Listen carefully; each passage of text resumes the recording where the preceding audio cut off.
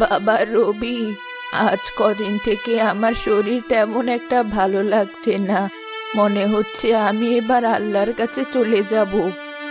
মা, তুমি কিসব আবল তাবল কথা বলছো?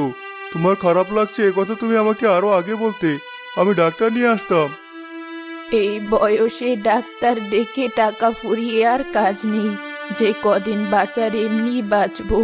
তুই ওসব নিয়ে ভাবিস না।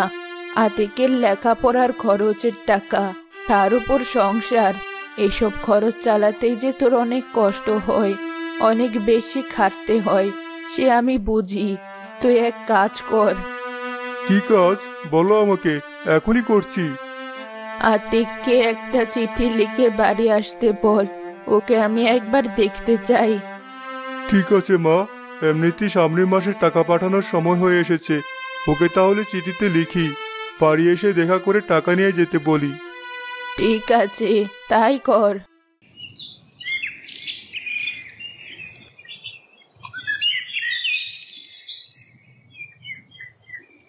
একই মা, তুমি ঘরে শুয়ে আছো? সেই কখন থেকে আমি তোমাকে ডেকে চলেছি, কিন্তু তুমি সাড়া দিচ্ছ না। কি হয়েছে তোমার? এমন করছো কেন? এসেছিস বাবা? আমি তোদের জন্য সে কখন থেকে অপেক্ষা করছি। মনে হচ্ছিল আর তোদের সাথে কথা বলাই হবে না। একটু চুপ করো মা, তোমার কিছুই হবে না। ডাক্তার ওষুধ দিলে এখনই তুমি ঠিক হয়ে যাবে। বাবা রবি, তুই আতিকের বড় ভাই। তুই ওকে এখন যেমন দেখে রাখিস, সবসময় এভাবেই দেখে রাখিস। আর আতিক, তোর কাছে আমার একটা অনুরোধ। তুই আমার বড় ছেলের বিয়ে দিয়ে একটা বউ এনে দিস। ও এই সংসারের জন্য অনেক করেছে, কিন্তু আমি ওর জন্য কিছুই করে যেতে পারলাম না।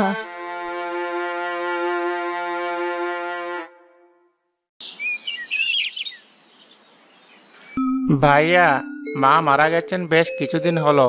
আমিও চাকরি করছি। দিন যত বাড়বে আমার ব্যস্ততাও বাড়বে। তাই এখনই মাকে দেওয়া কথা আমি পালন করতে চাই। তোমার বিয়েটা দিয়ে নিশ্চিত হতে চাই। যদি বিয়ে করতে হয় তাহলে আমি একা বিয়ে করব না, তোকেও করতে হবে। দুই ভাই তাহলে একসাথেই বিয়ে করব। এটা তো আমারও দায়িত্ব। বেশ, তবে তাই হবে।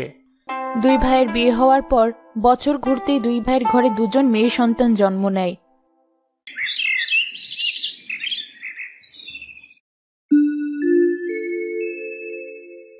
ভাবি, মার্কেটে চলো, মেয়েদের জন্য জামা কাপড় কিনে নিয়ে আসি। কি বলছিস? ওদের জামা কাপড় আছে, আরো কেন কিনতে হবে? এই কটা জামা কাপড়ে হয় নাকি?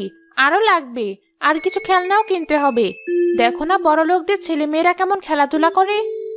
কিন্তু আমাদের তো অত টাকা নেই। তাছাড়া ছোটবেলা থেকে ওদের স্বাভাবিকভাবে মানুষ করতে হবে, না হলে পরে ওদের চাহিদার সাথে আমরা পেরে উঠবো না। তোমার যা ভালো মনে হয় তুমি তাই করো। আমি আমার মেয়েকে ওভাবেই বড় করব। ও যা চাইবে তাই দেব। মা দেখো, মিতা কি সুন্দর জামা পরেছে, আমাকেও কিনে দাও। না মা, এখন না। ঈদে তোমাকে নতুন জামা কিনে দেব। ঈদ ছাড়া নতুন জামা পরতে নেই।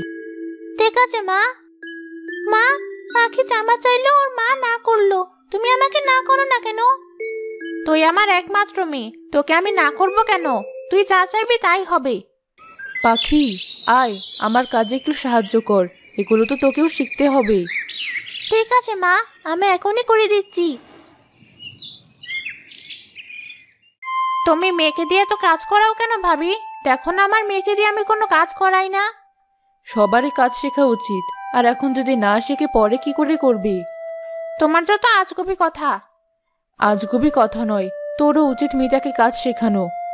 এইসব কথা বলেও বলবে না। আমার মেয়ে আদরে বড় হবে। ওর বাবা কম টাকা ইনকাম করে না যে ওর এসব কাজ শিখতে হবে। বেশ তো, তোর যা ভালো মনে হয় তাই কর। শোনো, আমি আর তাদের সাথে থাকতে পারবো না। ওদের মতো ফকিরের মতো চলতেও পারবো না। থাকলে আমার মেয়েটাও ওদের মতো হয়ে যাবে। তুমি এসব কি কথা বলছো? থাক আতিক, জোর করিস না। প্রতিদিন অশান্তির চেয়ে ভালো ও যা চায় তাই কর। আমাদের যেভাবে চলে চলবে। কি থেকে কি হয়ে গেল কিছুই বুঝলাম না। যা হয় ভালোর জন্যই হয়। আমাদের যা আছে তাই দিয়ে চলবে। তুমি শুধু আমাদের মেয়েকে সুশিক্ষায় শিক্ষিত করো, আর কিছুই চাই না আমার।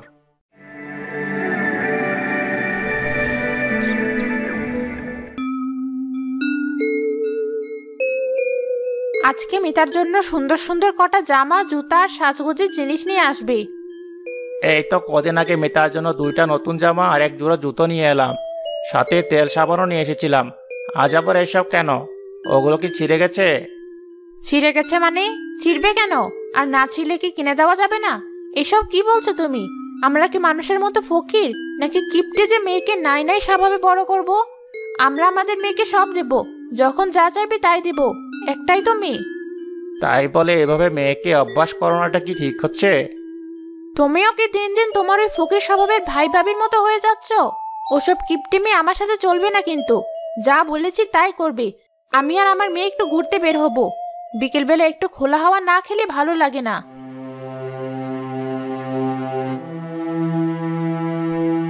আহা, ওর কথা শুনে তুমি এমন রেগে যাচ্ছ কেন? রাখছি কি সাদে? ও ইচ্ছে করে আমাকে এসব কথা শোনাচ্ছে। তোমার কামাই রোজগার একটু কম বলে ও সবসময় আমাকে সেসব নিয়ে কথা শোনায়, কিন্তু ভুলে যায় ওর স্বামীকে এত বড় তুমি করেছো, তাই আজ এত ফুটানি করতে পারে।